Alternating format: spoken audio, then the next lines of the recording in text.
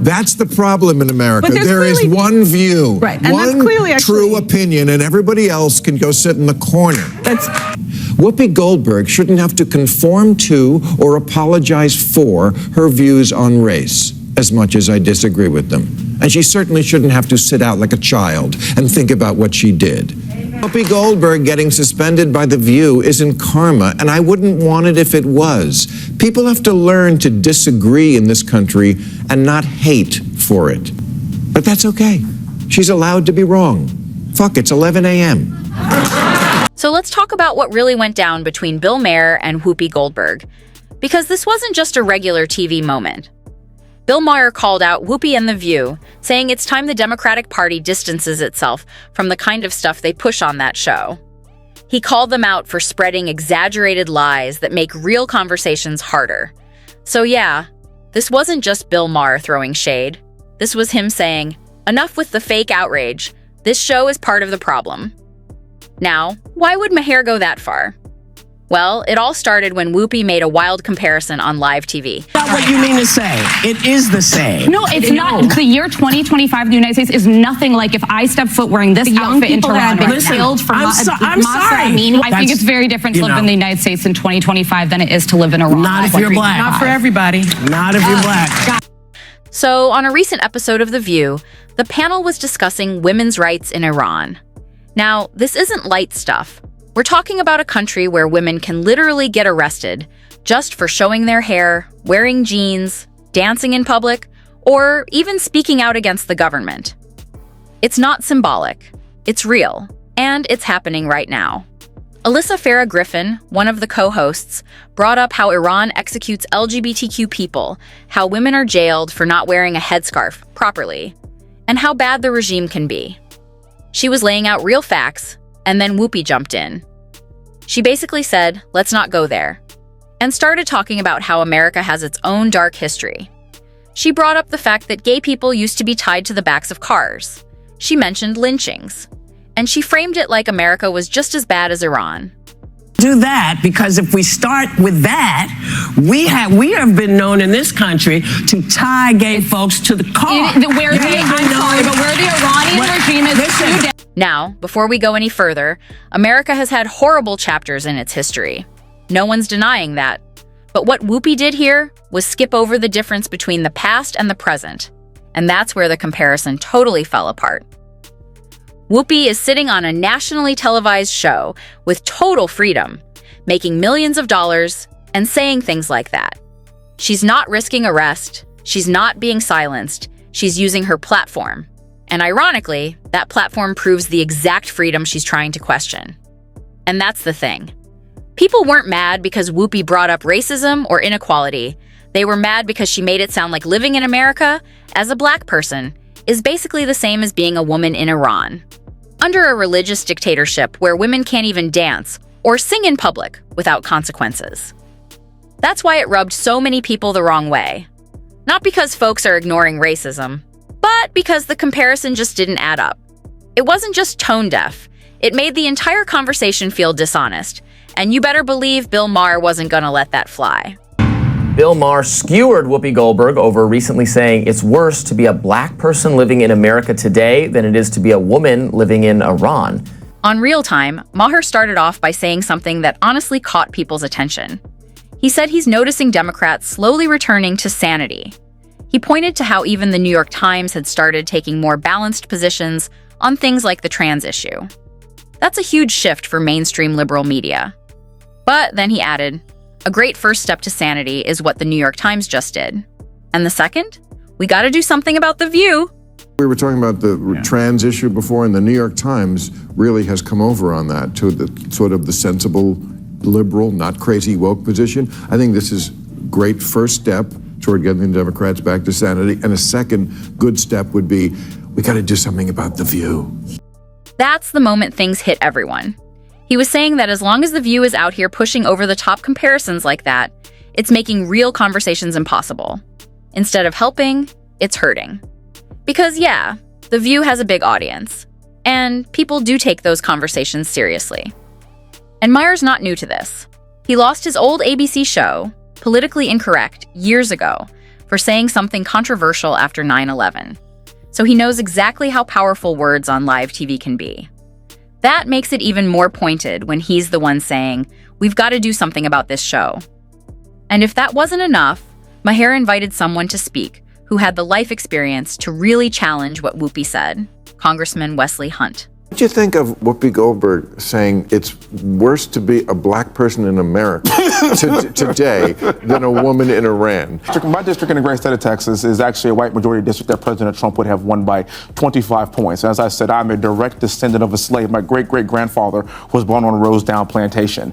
I am literally being judged not by the color of my skin, but by the content of my character. That's the progress, because, like, a lot of white people had to vote for me. A lot. So wait, I don't even ever want to hear Whoopi Goldberg's conversation about how it's worse to be black in America right now. That's a bit far. And my father, who's 75 years old, he was a man that was in the French quarters that had to go get a sandwich to the back door of the building. And his son is now a United States congressman in a white majority district in Texas as a Republican. That is America. That's America. Now, this guy's story is wild. He's a Republican congressman from Texas. His great-great-grandfather was born into slavery. And yet, today, Hunt holds public office in a district that's majority white and went to Donald Trump by 25 points. He looked straight into the camera and said, "That's progress." Because it is. He was elected by people who didn't look like him. They voted for him because of his character, not his skin color. And he used that moment to say loud and clear, "I don't ever want to hear Whoopi Goldberg say it's worse to be black in America right now." He even talked about his dad, who grew up under Jim Crow laws and remembers the real struggle. Now, that same father gets to see his son in Congress. That's not a small thing. That's not symbolic progress. That's a real change. And look, whether or not you agree with his politics, the story hits hard. Because you can't deny that it's a far cry from the world his great-great-grandfather was born into. And definitely not the same as being a woman in Iran today, under a regime that cracks down on women simply for existing in public without full body coverage. So while Whoopi went with feelings, Hunt came through with facts and tweeted this. "Hey Whoopi, if America is so bad, why are you still cashing multi-million-dollar checks from a country that made you rich, famous, and free? The truth is, you've become a professional victim in a nation that gave you everything. The View isn't a talk show. It's a weekly tantrum from the far-left padded room." And just when the energy was already tense, Kayleigh McEnany jumped in. Maybe you will, because it happened on The View. This is Whoopi Goldberg. She gave a shocking claim about how black people in our country are comparing to what it's like to live in Iran. Has millions of dollars. Whoopi Goldberg is a famous actress. She's on a talk show, Kennedy, and it's time to educate Whoopi Goldberg. Let's meet Mahsa Amini. Mahsa Amini, we have her picture. She was in Iran, 22 years old. Didn't wear her hijab, so of course the morality police arrested her in Iran. She died in a re-education class in prison where she was physically abused by Iranian authorities. All right, so Kayleigh McEnany stepped into the conversation, and this was the part where things got really quiet, and not in a bad way. It was just one of those moments where the facts hit harder than any argument could. While everyone else was tossing around opinions and emotions, Kayleigh stayed calm. She didn't raise her voice. She didn't come off defensive. She just leaned in and brought up Mahsa Amini. If you don't know that name, this was a young Iranian woman, just 22 years old, who was killed in police custody for one simple reason.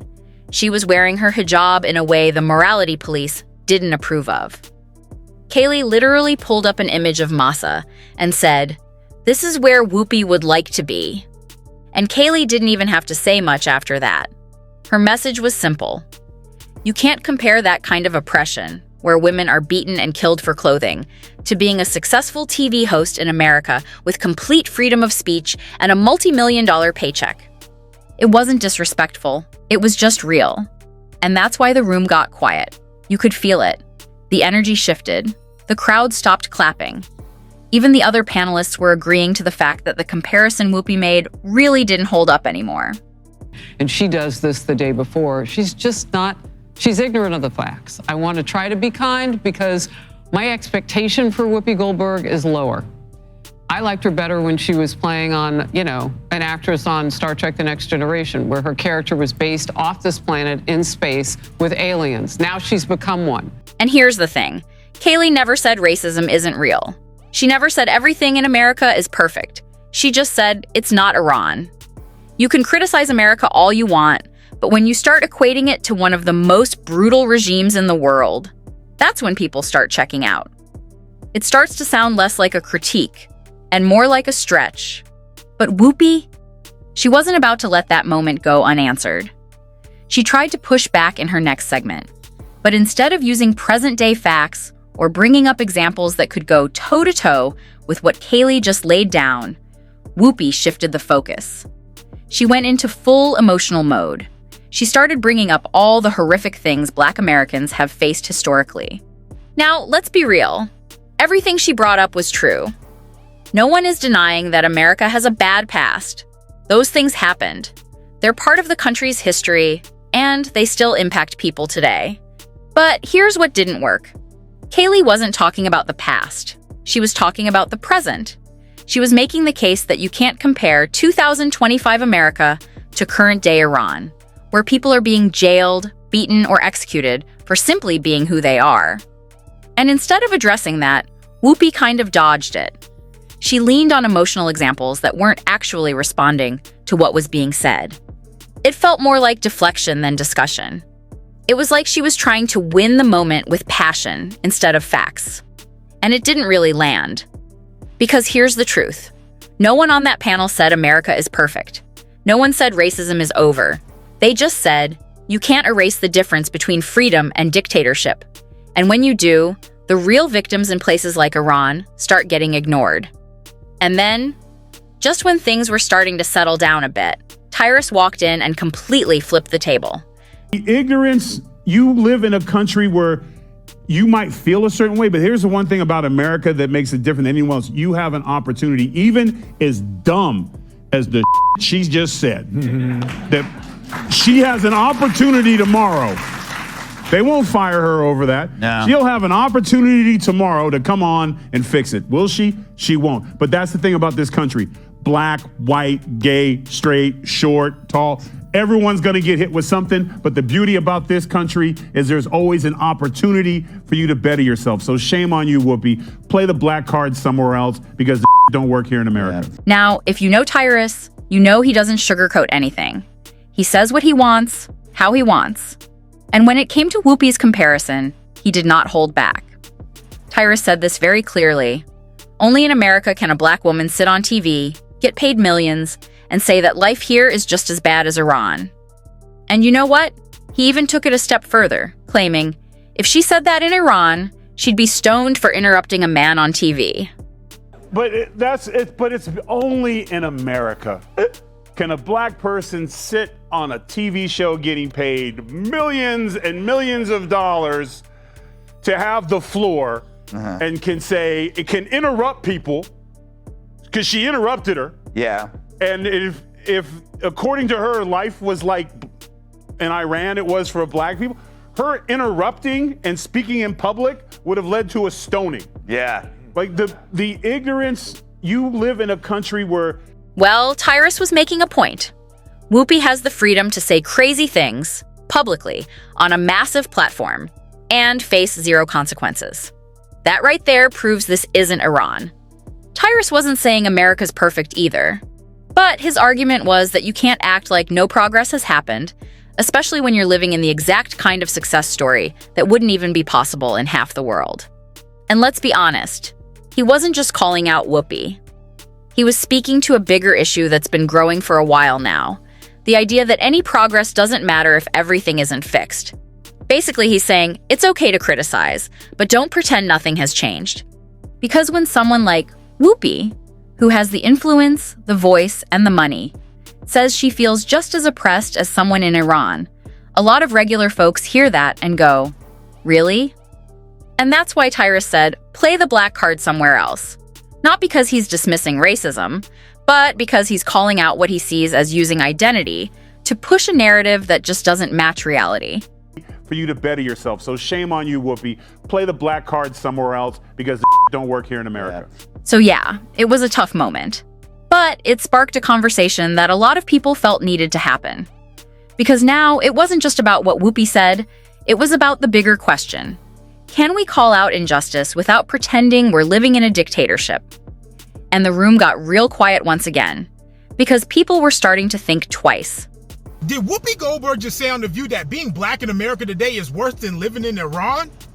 Today? Has she lost her mind? Like, is Whoopi not well? Like, Whoopi, like, why would you even say something so stupid like that? What's going on with you? Black in America today is nothing like what it was in the past. Yes, in the past in America, it was fucked up to be black.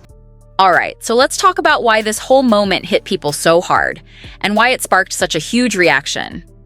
At the core of it, people are just tired of the extremes. It's like every conversation nowadays turns into this dramatic all or nothing thing. Either America is flawless and untouchable, or it's the worst place on earth. But most folks, they live somewhere in the middle. They know the country isn't perfect, but they also know it's not a dystopian nightmare. That's why what Maher, Kayleigh, and Tyrus said resonated with so many people. They weren't pretending everything's sunshine and rainbows. They weren't denying the struggles. But they were saying, let's at least be honest. Let's not compare two totally different situations just to sound like we're saying something deep. Because when you do that, it actually makes it harder to have real conversations. It confuses the issue. It pushes people away. And the worst part? It makes it easier for the real problems to get ignored. People tune out because they don't feel like they're being told the truth. And let's be real. When someone like Whoopi Goldberg, who has a huge platform and major influence, starts comparing America to Iran, it doesn't spark thoughtful conversation. It sparks frustration. Because now, instead of talking about how to make things better here, we're stuck debating a false comparison that doesn't even help the conversation move forward. Plus, people start to wonder, if we can't even agree on what real oppression looks like, how are we supposed to fix anything? And here's the thing. This isn't the first time The View has had one of these moments. Remember when Arnold Schwarzenegger was on the show? He was talking about immigration and said something that wasn't even controversial. He said immigrants should come in legally and should see themselves as guests in America, show some respect for the country and the opportunities it provides. I just think the world of the great kind of a history that we have with immigrants in America. But the key thing also is at the same time that we got to do things legal. That is the important thing, you know. So you got to do things legal, and those people that are doing illegal things in America and that are foreigners, they are not smart. Because when you come to America, you're a guest, and you have to behave like a guest. Sounds good, right? But the second he said these words, the ladies on the panel started pushing back hard. They cut him off. They tried to twist his statement. And you could literally see the look on Arnold's face. He was clearly caught off guard. Because from his perspective, as someone who chose to come here and built his life from nothing, America gave him everything. And all he was doing was expressing that gratitude. But on that stage, even that came off like a fight. And that's kind of the pattern we're seeing with The View. Anytime someone says something patriotic, optimistic, or even just fact-based, the whole vibe shifts. It turns into a debate where facts get drowned out by emotions. It's like the louder the take, the more applause it gets, even if it doesn't make sense. And that's what Bill Maher was really pointing to when he said, "We gotta do something about The View." He wasn't just being snarky, he was calling out a bigger issue. How certain shows are making it harder to have honest discussions. And now that brings us to the big question. Was Maher right? Is The View helping the national conversation, or is it hurting it? Because look, people want to talk about racism, immigration, freedom, and injustice. But they want to do it in a way that's grounded in reality. They want to be heard without being shouted down. And they want to see progress acknowledged, not erased. And that's where moments like this matter. Because they show how quickly a conversation can go sideways when it's built on weak comparisons or emotion-driven arguments that don't line up with facts. So now it's your turn. What do you guys think?